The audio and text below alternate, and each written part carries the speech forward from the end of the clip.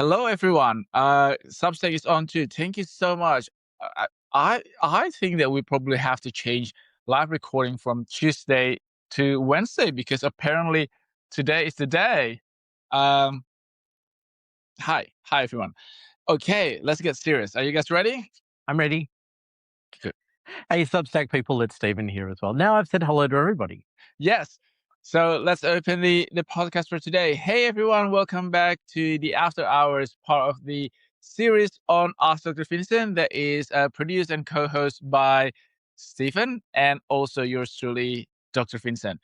And the purpose of this podcast series is to make science more personal, where science get personal, things that sometimes can be so complicated. We boil it down into things that are practical that you can apply every day. And I would be a listener if I wasn't doing this because over the weekend, I actually sent you a picture, Stephen, Yep. of a label of breakfast cereal when I went to and stay at a hotel to visit my grandma, and instead of it saying Fruit Loop, FROOT Loop, it's actually Fruit Loop, which is a wrong spelling because I didn't know before Stephen mentioned this that the word Fruit Loop was actually has nothing to do with fruit, as in like fresh fruit and vegetables, but they want you to think that this colorful breakfast cereal with lots of sugar is actually healthy for you the way that fruit would be. And different colors and all of those kinds of things. Even the shape, I think. Yes. The round shape. It seems like it's probably feels healthy. And it's fun. It is marketed toward kids. But that is a good segue for me to introduce today's topic because it's not only kids, parents, and toddler, or people who are probably that you would think would be prone towards falling into marketing scheme because adults, even men, would be a prime target as well. Probably you have guessed it. Today, our topic is protein. Apparently, everything needs to have protein, even candies, even chocolate bar, because protein means healthy. And I love healthy food, but sometimes you just need to let candies be candies. But what do you think, Stephen? I was fascinated when you reached out and said, let's talk about protein, because immediately my mind went to, we're going to have a whole episode on meat or a whole episode on these amazing acids and amino acids that I don't really know a whole lot about. That I have a list of questions for you. We might get to those later. But tell me what is protein? When I think of protein, am I right? Am I thinking it's red meat? It's things that come from animals. That is correct. Not all protein types come from animals. Okay. They can also be plant-based. However, there are only two proteins that naturally are what we call the complete proteins. Complete protein means that it has all of the essential amino acids, which are the molecules and substances that make up protein. But before we go into that, why protein is so essential, why protein is so important in terms of our macronutrients. So you have fat, you have carbohydrate, and you have protein. The reason why there's a lot of research being put into protein and somehow being extrapolated by food manufacturers to signal that certain foods are healthy because they are higher in protein than others is because proteins are literally the building blocks of life. When you go out and exercise, for example, you tear your muscle, which is basically what bodybuilding is. You're tearing the muscle fiber and your body has to repair it. Those require protein. Protein is literally the building blocks of life. And that's the reason why, for example, if you are a fan of Jurassic Park, back in the day, the way that it was being explained to us is the DNA and the amino acid that is being put together to resemble what the DNA or the genetic makeup of dinosaur, for example. Mm-hmm. Those are all protein blocks. And to take this factual, scientifically correct definition, function, and structure of protein to then extrapolate to say that everything that are rich in protein are definitely healthier, that is my issue. But to answer your question, whether or not proteins are mainly from animal or plants. The reason why you have that conception is because for so long, people think or people equate scientifically complete protein being the most perfect or the preferred protein. I mentioned earlier that there are only two proteins that are considered complete proteins. The first one is egg. The Okay. second one is milk. Right. So Neither of those are meat. neither of those are meat, Yep. and neither of those are plant-based. Mm. This is the reason why back in the day, when I say back in the day, when I studied nutrition and dietetics, when people come to me and say that I am vegetarian or I am a vegan or I'm thinking of pursuing a vegetarian lifestyle, the first advice is to make sure that they know that there is no single protein from plants that can provide you with all of the amino acids. But that's not an issue because then you can eat different types of proteins to make up for sort of kind of the loss or the gap in the essential Yeah. amino acids. So we're clear on what is needed. Yes. It really is just making sure that your diet then includes Yes. those particular things. So if you're vegetarian or vegan, you've got to make sure that you include foods that have those amino acids. Is that right? That is correct. So there's an argument by people in the way that if you want to be healthier by pursuing the plant-based diet, then why do you take supplement? Because again, similarly with protein that people consider as healthy, a lot of people also consider taking multivitamins or minerals or supplements are inherently bad for your diet. And I'm not blaming them because for so long there are many types of supplements that we don't need, that we are not supposed to take on a daily basis. Multivitamins, for example. I mean, if you take multivitamins, uh, please consider consulting your doctor to actually find out whether you need it or not. One of a general rule of thumb to very quickly tell whether your body is absorbing these vitamins or not is that when you take it, after you take it, the next time you go to the bathroom, if it changes the color of your urine, then that is signaling that your body is not actually absorbing it. As a matter of fact, you're overworking your livers and kidneys. So that is one of the arguments. But from my perspective, when a vegetarian or a vegan take supplements, especially the amino acid complex, it is not actually unhealthy. It is confers instead of labeling it as unhealthy, they're actually looking after their health because they know that there is a gap in the amino acid profile from their lifestyle choice, and therefore they are making sure they're not lacking in these vitamins or amino acids. Does sound a little bit complicated though for our listeners to know what they're taking and whether those things that they're taking are adding or subtracting. I guess there are a whole lot of tools that you can use to work that out. AI is a great tool for that because I know that people will come at me by saying this because I'm literally saying that you don't need to go to see someone who is qualified. No, I'm not saying that. I always think that those who can have access to that, who can afford the service of dietitian or nutritionist, the naturopath, please go and do that. However, artificial intelligence is not AI in the sense that it can think for you, but it has access to all of its database in the way that, say, for example, it can calculate very quickly if you punch in your diet, whether or not you get the adequate amount of certain nutrients. And I think it's almost like Excel computing system on steroid.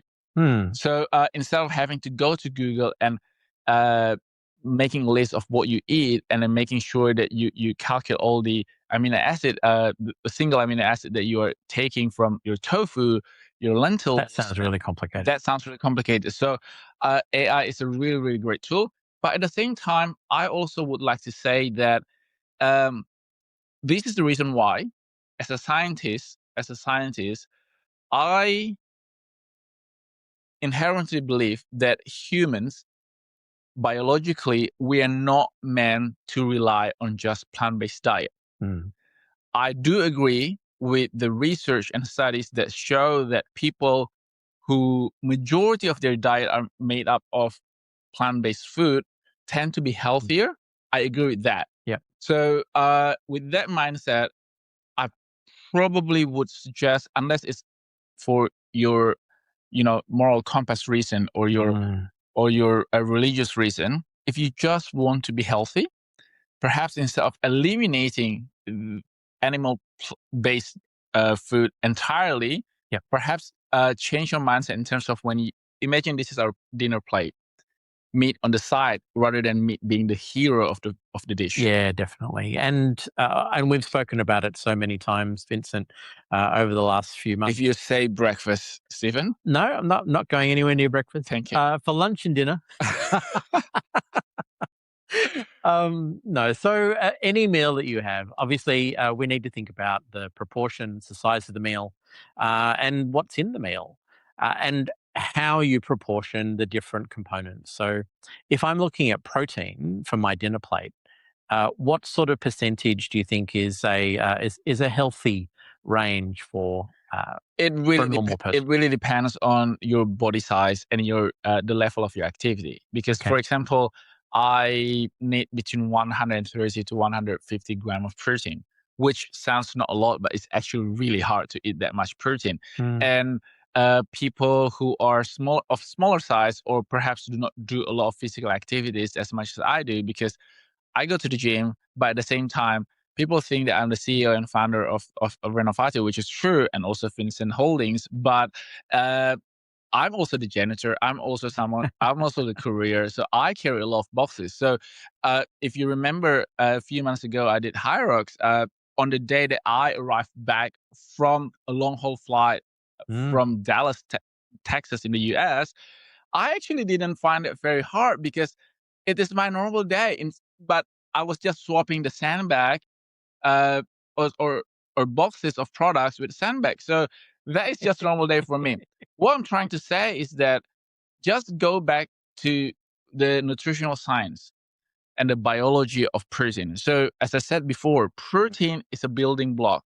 Yeah. So if you work your body hard, be it exercise, or say, for example, if your work is very physically demanding, or that if you do a shift worker, if you're a shift worker, if you do a shift job, Yeah. which means that your body needs to bounce back really, really quickly, you need to make sure that you are providing your body with enough protein, because Okay. you need to rebuild what you are destroying and damaging. And that's the real focus, isn't it, of protein? Yes, It's about the rebuild. that is So correct. your body doesn't store protein? Our body does store protein in the way of, so say for example, our body doesn't store glucose, doesn't store sugar. It stores in the way in the form of body fat. Yeah. And proteins, some people can argue that one of the way that it's being stored, or one of the result of the storage of protein, would be the lean body mass. People see it as muscles. But I want to be very, very clear, because I don't want people to have a misconception. Because when I used to work with clients as a nutritionist, whenever I recommend them to take some protein supplements, they if they're female clients, they would just say that no, I don't want to be a bodybuilder. People associate with a protein intake with big muscles, bodybuilding sort of kind of type muscle, but that's not really the case. The only reason why people make the association, or used to make the association, is because, as I said before just now, for people with high intensity in terms of their physical activity or exercise, they need a higher amount of protein. And I mentioned that I calculated my requirement for protein is 150 gram, and it's actually really hard to eat 150 gram protein. Yeah. So imagine if someone is a bodybuilding athlete, for example, they require a higher amount of protein, and because it's quite hard and almost impossible in some cases to eat it from food, they take it in the form of protein shakes or protein bar or things like that. Yep. This is the reason why people used to associate protein supplements with bodybuilding goals, building muscle, getting bigger.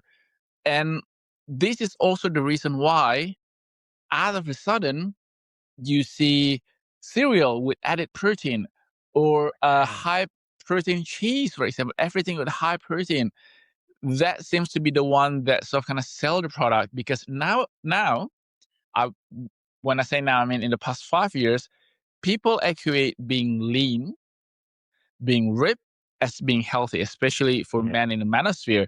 So that's Wow. that's the direction that it tends to go.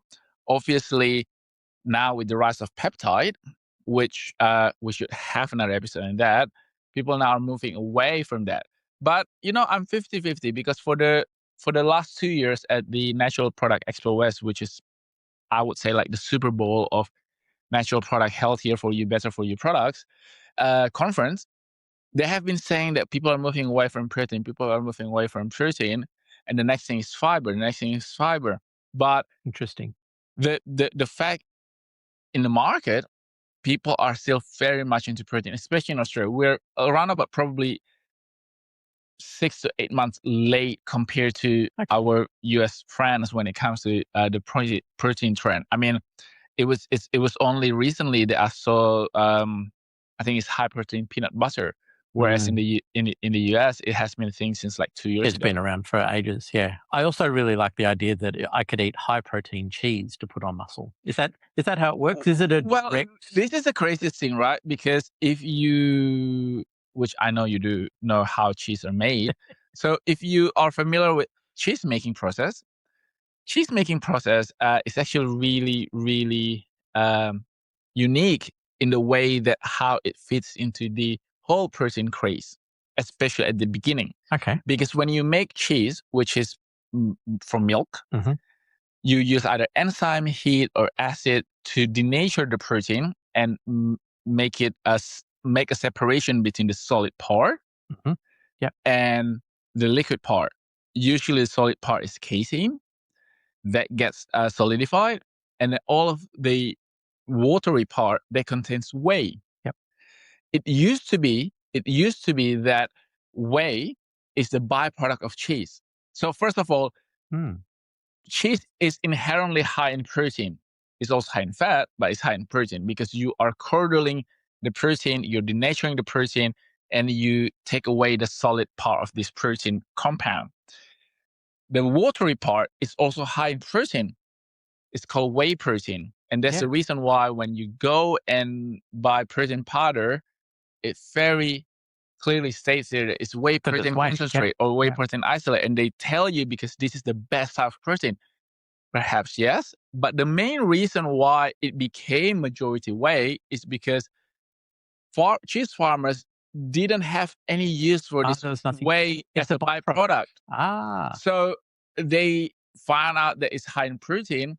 They sold it to companies that then dry it out and make whey powder, because whey powder, protein powder, used to taste so bad before they put all of these additives. That's the reason how protein supplements got its head start when it comes to whey protein concentrate or whey protein isolate. And this probably has a lot of commercial motivation because they literally started from something that was really, really cheap. Back in the day, whey protein, they probably pay this company just to take this away because as you know that their main business is cheese and the bulk majority of this waste is just water. So they need someone to take it away and do something with it. Yeah. So it not only is it difficult to manage because it's watery liquid. That's correct. It needs to be transported correctly as well, I guess. Yes, at the right temperature. So because obviously they wouldn't care if they're just wasting it or dispose of it. But when you want to get it like safe, obviously you need to make sure that the transport and handling are done properly. But another thing to mention is that if you look at the origin of protein, the country of origin for protein supplements usually is either the US, Wisconsin is a capital of cheese, Europe, where they have a lot of dairy cows, dairy factories, and obviously China, because China is so big. Can you believe that China only has one time zone? Even though it expands from north to south and also horizontally across the globe, which means that it's almost a jack of all trades. when it comes to agriculture, when it comes to farming, and dairy is one of their the industry as well. Yeah. So back to building muscle, and my question about eating lots of cheese that's protein enriched. Is that all I need to do, or I feel like that there is a trick in there somewhere where you have to do the effort to be able to build the muscle? Of course. Like I mentioned earlier, this is the reason why it's very, very important to understand how muscle building or lean body mass formation happens. Because when you just eat protein, yes, your body burns more calories to extract calorie from protein. Yeah. Around about maybe 5% extra. So there's an argument that your body will burn more calorie when you're eating cheese rather than when you're eating butter, for example. Yeah. Or bread, but obviously you probably put bread and cheese and butter together. Exactly. But what I'm trying to say is that when you just focusing on what you eat, protein is just calorie. It doesn't get used and activated until your body needs to repair itself. Okay. By going to the gym, by exercising, by walking, by having this aerobic movement in your body, your body is exercising and utilizing and moving these muscle fibers. The muscle contract, relax, contract, and relax. There will be micro tears in these muscles that needs to be repaired. Gotcha. So together with the vascularity of your circulation, when your body needs to repair it, it then deploys everything, including the amino acids from protein, into rebuilding this muscle. Okay. Over time, the muscle gets bigger, the muscle gets more defined because it needs to sustain the activities that your body is doing. And that also increases your protein intake to be able to cater for those. That is correct. That is correct. Because I always say that when it comes to the aesthetic and physicality, I would say it's probably 70% nutrients, so 70% what you eat and 30% what you do. What you do, yeah. Yeah. But at the end of the day, body weight is a mathematical issue. Calorie in and calorie out. Yeah. So it doesn't matter whether it's protein, whether it's fat, whether it's carbs. At the end of the day, when it comes to your body weight, what counts is the calorie. So I don't want people to think that bread is inherently bad, rice is inherently bad, and beans, chicken beans, or cheese, or things that are high in protein are inherently good. And this is a problem that a lot of consumers are facing. And food brands and manufacturers are taking advantage of this ignorance, some people can say, of consumers when it comes to protein. People just think that protein is good. So when they see a chocolate bar with a label or claim that rich in protein or high in protein, or the worst is higher in protein. Yes, then something else. That is something else. Like that I really think that is borderline not so good. Apparently, I was going to say malicious, but apparently malicious is a legal term that we cannot use. We can't use deceptive. We can't. Yeah. So I do think that is just outright misleading. So I really want people to know about this. This is the reason why I want to talk about it, because protein is good. There is nothing wrong with protein. The same way that there is nothing wrong with fat, there's nothing wrong with sugar. Yeah. It's how it's being packaged and how it's being sold to us that give a filter or sort of kind of a lipstick on these probably ugly products to entice us, to make us think that it is better than what it actually is. Yeah. Vincent, I know that there are certain parts of the body that convert protein and break up the amino acids. And one of those parts of the body is the liver. Yes. My notes here, I've called it the sorting depot. Is that accurate? It is very accurate, because the liver is... so the sorting depot is a really accurate way of describing what our liver does, because whilst it is sorting out all of the nutrients and all of the good stuff, it also produces, say, for example, bilirubin and stuff and other substances to help digestion on different part of the body, but at the same time, it also sorts out toxin, for example. And that's the reason why whenever people say that, oh, take this detoxing supplement, oh, I'm doing a detox, there is nothing that you can do that your liver is not already doing in a better, proper way. As a matter of fact, if you manage to flush your toxin out of your body, it's not a good thing, because you're either having a diarrhea, for example. People associate going to the toilet or having an active bowel movement more than usual, or watery stool, is a good sign that their body is flushing toxins or toxic compounds out of their body. No, it's not. And this is the reason why a lot of detox supplement, and if you don't believe me, go to supermarket or to a chemist, to health food stores, and read the ingredients yourself, the active ingredients, or if it comes in the form of tea, read the herbal component.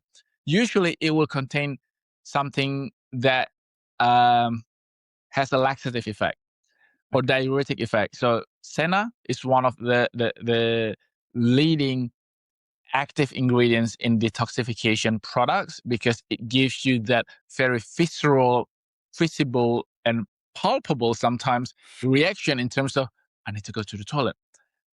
That is not good, because your body is already doing that. You are interfering with the normal activities of your liver. And I guess some of those products would cause you to be more dehydrated. Like there are worse things that can happen. That is correct. So when people are taking diuretic, for example, just to appear less puffy, or to think that they will appear less puffy, a lot of the times when they overdo it, they actually become a lot more water retaining, because your body's number one priority is to keep it alive, to keep it well and functioning as close as possible to the normal baseline. Yeah, and water is pretty important for that. Water is very important, and this is the reason why when you take diuretic or supplement that makes you go to the toilet a lot, your body will retaliate and actually shut down that system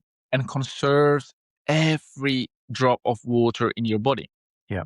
So this is the reason why sometimes when people take one, and I've seen this, I as a practicing nutritionist, used to be, I have seen a lot of people with this issue, and they would come to me and say that, yes, but Dr. Vincent, I take another dose. And I was like, well, that's the problem, because the more, our body is a living being and it's pretty damn smart. If you don't treat it right, it will defend itself up to the point where it can't. Then that's even a bigger issue to deal with, right?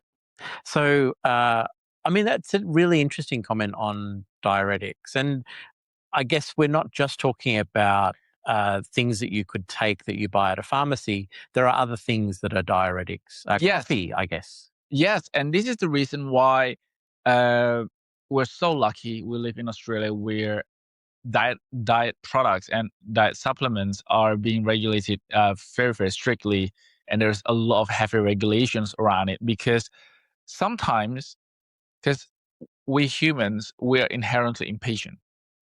So to make it seem that the product, especially diet product, works immediately, usually they will have either a laxative agent or diuretic agent to make it seem that, wow, you lose 4 kilograms.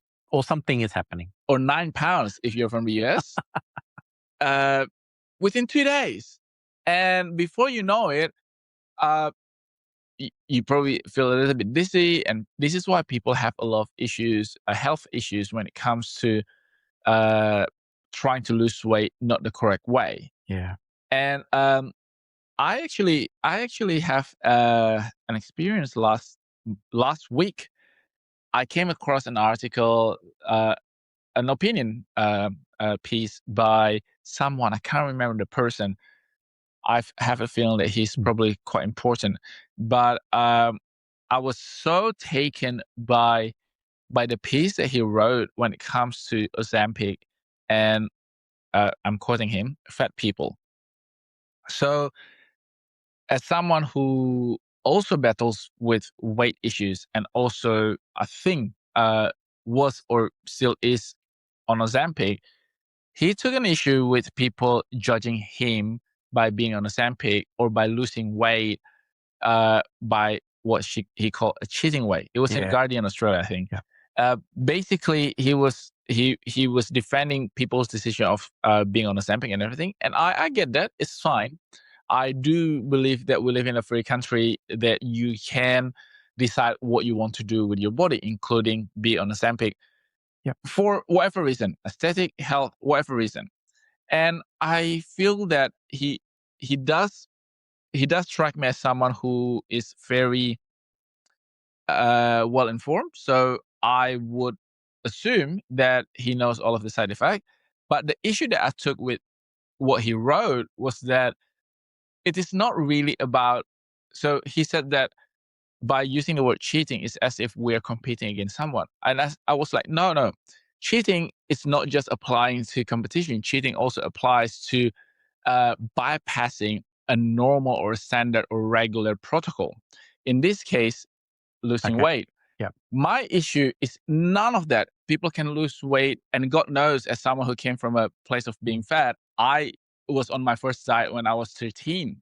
So the issue that I take with what he wrote is that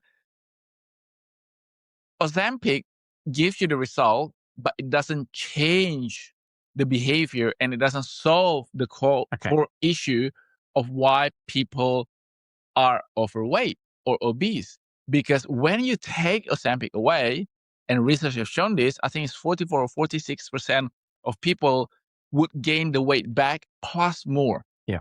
So it's not solving the issue. And I do think that equating it with smoking, that's what he said. He said that why we are not judging the same people who quit smoking by taking medication the same way. And I think he opened a can of worms when he used that parable or equation, because smoking issue is nicotine addiction. So I'm just wondering if he was equating that in the way that overweight and obesity is a food addiction, which I don't think he thought that through. Yeah.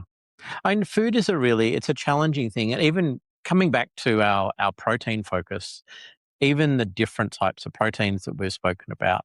I know that when I was looking through some research around what kinds of proteins were aligned with different diets that were successful or unsuccessful, and diets are, as you've just said, it's more than about the food. It's about the environment. It's about the activities that you take as well.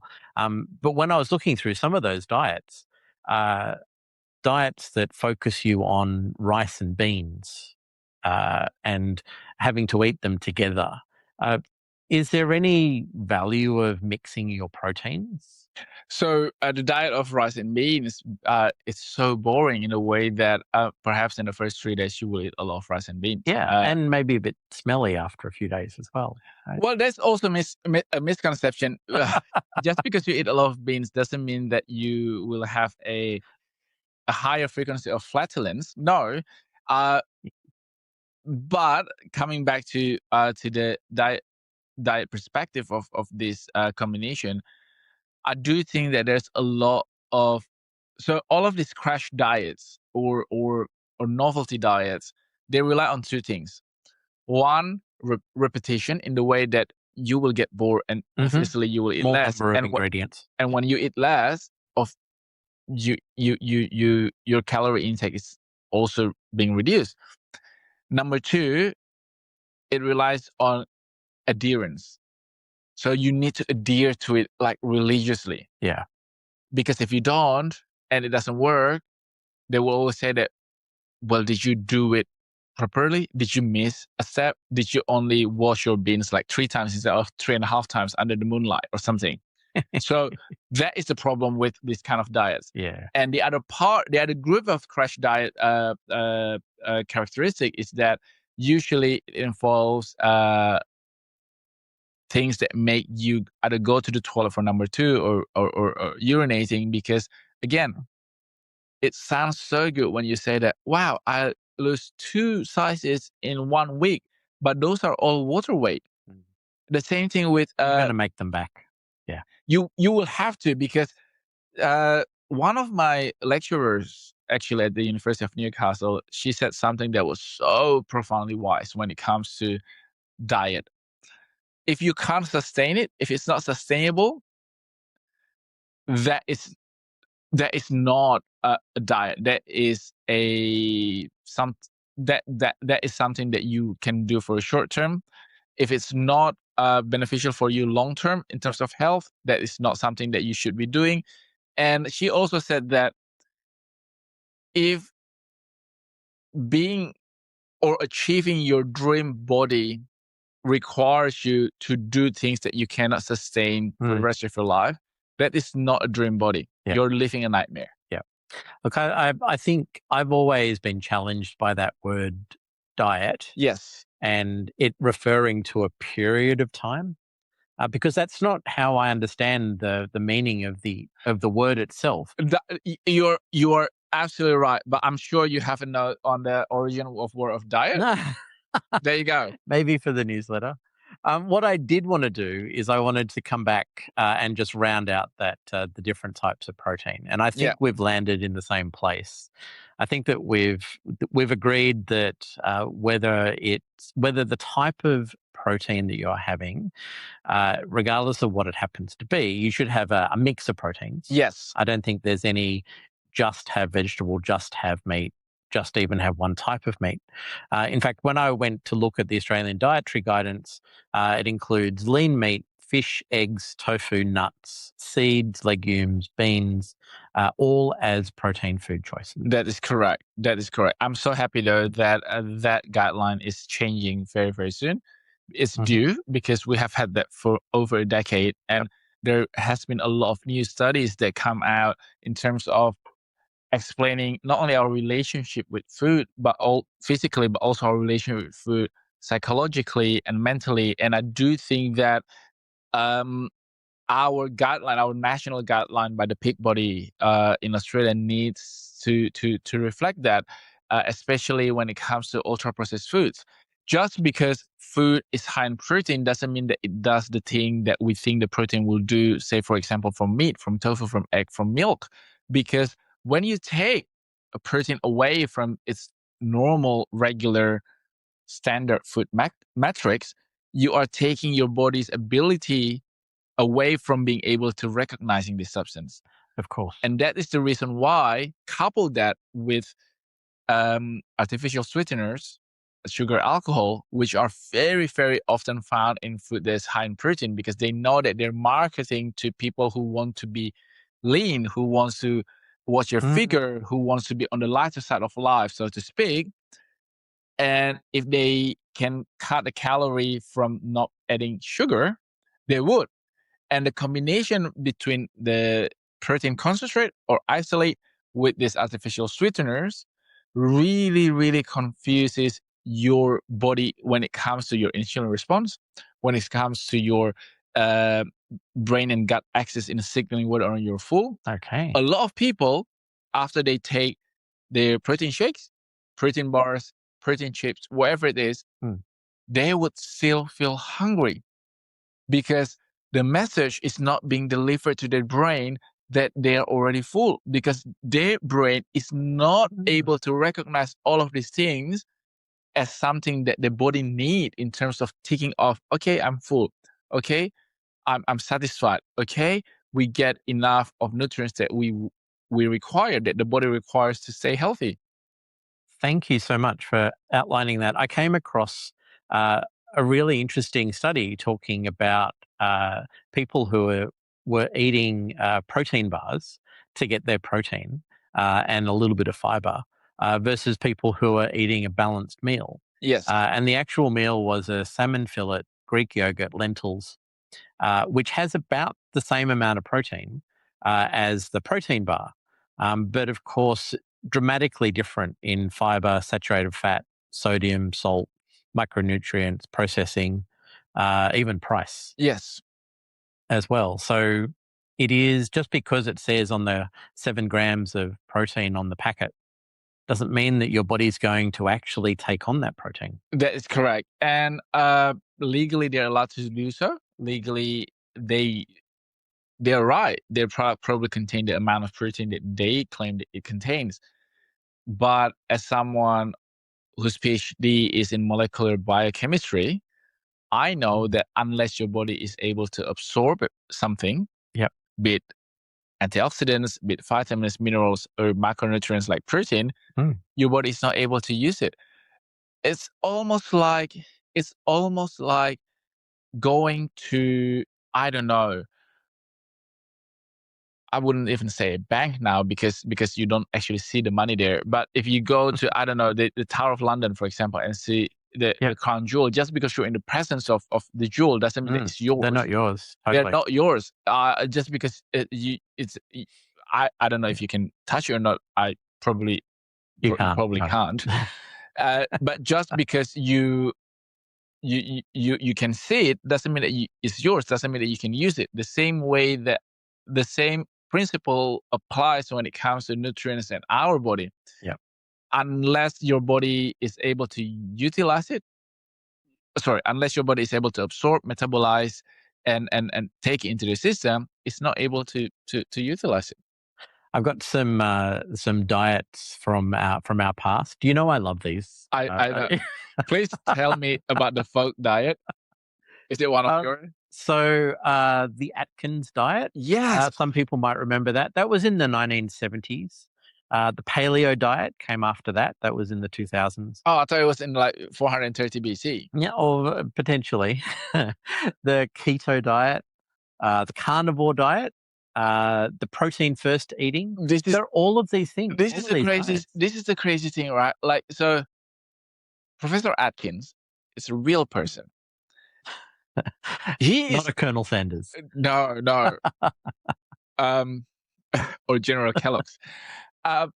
He actually had done a lot of great research and studies when it comes to high protein diet. And you have to understand, back in the day during the Depression era, majority of the food items that people consume that made up their diet, everyday diet, was mainly carbohydrates.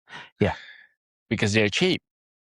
Mm-hmm. So I do understand the appeal of high protein diet, because when you compare people that had high protein diet compared to people with the regular food and diet at that time, yes, people with higher amount of protein intake were healthier, were able to do more intense and more complicated physical activities, which is how they measure it, right? Yeah. However, just because it works at that period of time doesn't mean that it is the right way to go. There was also a time where doctors and surgeons recommended people to smoke. There was also a time where the paleo diet, where our ancestors were only eating certain food that are considered paleo. Yep. But they were only living till 40 or 30 even. Yeah. So I guess when it comes to diet, it is something that I truly believe this. It is not one size fits all, because people with Asian background would differ slightly in their ability to process certain things. The same way that people with, say, for example, European background would have a bit of an issue with certain products. For example, Inuit people, or I don't know what is the political correct term now. I think it's indigenous Arctic people.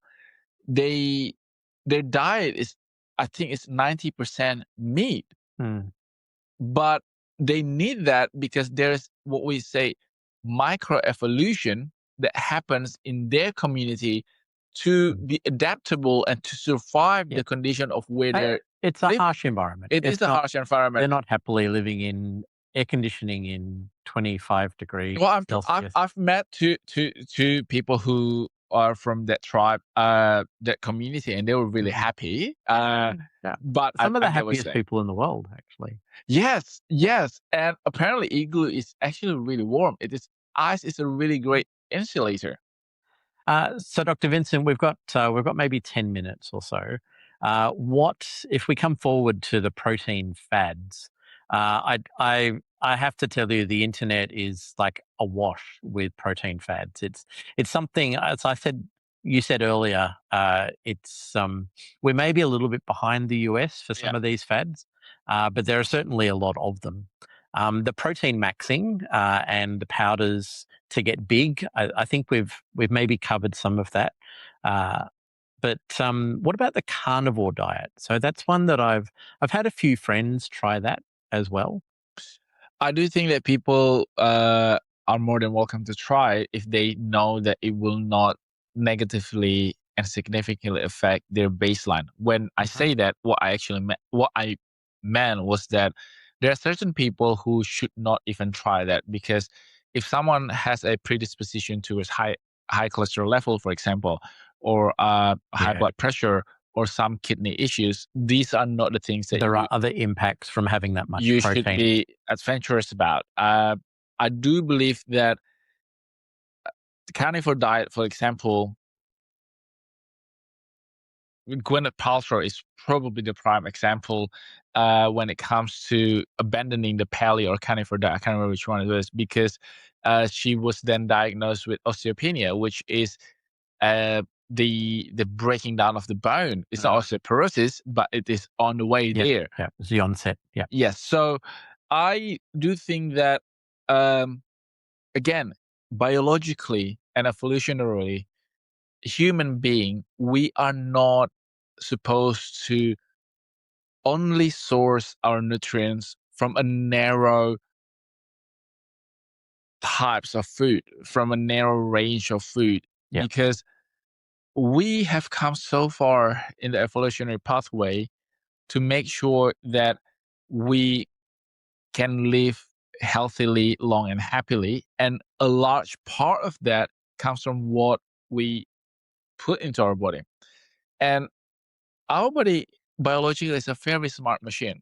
For example, our body cannot synthesize vitamin C. Yeah. And the reason being is because throughout our evolution, vitamin C is very, very plentiful in our diet. Hmm. And that's the reason why our body, in the name of efficiency, it shuts down that part of the gene that allows us to be able to synthesize our own vitamin C.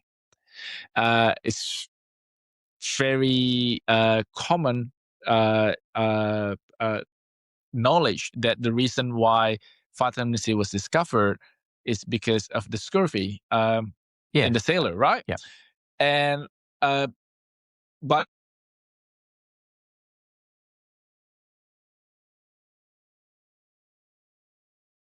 but if you think through the evolution process, it doesn't.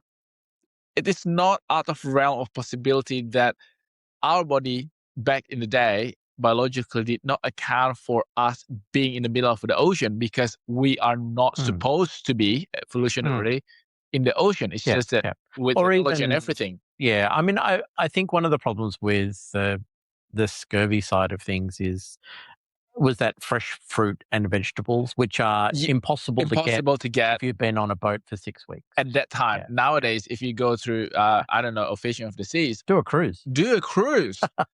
I cannot wait because I can't. So what? Left field question. What is the longest holiday period that you have ever taken in your life? So I've done a couple of 6-week holidays, Yeah, I do which not I know how it feels. very, very strongly recommend. For our American friends who only get 2 weeks typically, it's something that Australians find very difficult to believe, because in Australia we get 4 weeks, which is pretty normal. Not for entrepreneur. Well, I do not maybe not have for you. You don't get 4 weeks leave, but you've got your own business. that is If that's you're true. being employed in Australia, then you typically get 4 weeks of holidays. Right. The other thing that's really interesting about Australia is that it's one of the few economies that allows you to keep banking your leave as well. Yes. So in I Japan, didn't know that this is not a no, it's not. thing. In Japan, it's very, very common that once you get to 20 days, you no longer accrue anymore. So you have to, so it's almost like a forced leave. Well, Like you have to use it. You don't have to use it, but you never get any more. Okay. And it's to offset the risk of the business. In Singapore, a very similar kind of thing happens, but there are some Singaporean companies. Although I think that this is decreasing, there are some Singaporean companies who say if you don't use that 20 days in 2 years, you lose all of it. Wow. Wow. Which is pretty harsh. And wow. People should be taking their holidays. It's good for us. It is good for not only for you, it's also good for the people that you work with or work for, because there is, I mean, if I can say this, people should believe it. There's a lot more to life than working. And one of the things that I've ever heard that was really profoundly moving and touching for me is that your work is what you do. It's not who you are. And I take it to heart. And don't get me wrong, I'm so passionate in what I'm doing. I believe in what I'm doing, and I always give 100%. I used to say 110%, which is, and it's a lot. You cannot, like, mathematically, it's impossible. So I always give 100% every day. I go to bed really, really happy. I fall asleep like a baby. I sleep through the night because I know that I have done my very best every day. And if I can't achieve what I want to achieve on today, there's always tomorrow. There's always hopefully. Tomorrow. Vincent, let's wrap this one up. We're at just over 50 minutes. I feel like we've got through a lot about protein today. We've spoken about meat proteins and vegetable proteins. I've learned that it's not just one or the other. Yes. We've spoken a little bit about supplements as Yes. well, and protein supplements and where they come from, or the majority of them come from. And you've spoken about the amount of protein that you as an individual is focused on. I do know that if you go to your favorite search engine and if you put in your weight and your age and where you live, yes, then you're going to get a recommendation. Yes. There is an Australian recommendation. I noticed that there is a recommendation for New Zealanders. I don't know why it's different. But you should see it as a range and as an advice. Don't follow any of this. It's a guidelines. It's a guideline, exactly. Yeah. And I'm sure you will very much enjoy this week's newsletter because I won't spoil it, but I can already tell, like, just by looking at him, I can already tell the treats that you will get on this week's newsletter. I'm thinking of banana muffin. Just to keep breakfast going. Yeah, well, there you go. We are freshly out of time. We do not have time for breakfast, literally. If you want to fight us, go online, send us a DM, send us an email, hello@askdrvincent.com. Let's keep this breakfast things going. Anyway, thank you so much. See you. Bye-bye. Thank you, everyone. Bye.